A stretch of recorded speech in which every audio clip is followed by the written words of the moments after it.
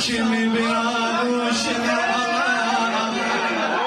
şerdelim için olur yaralı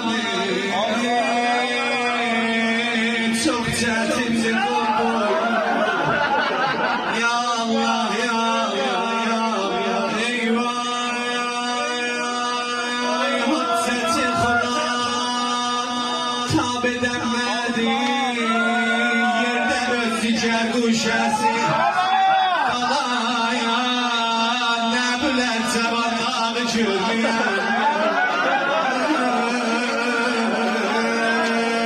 ne bilen zamanları çürüyen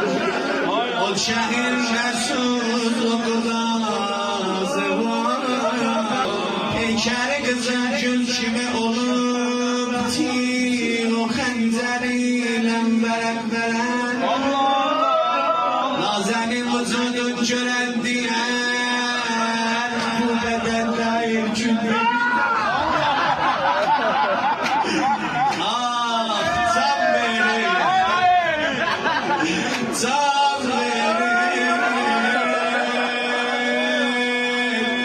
ecel adına düzüp getire şefnem şirdi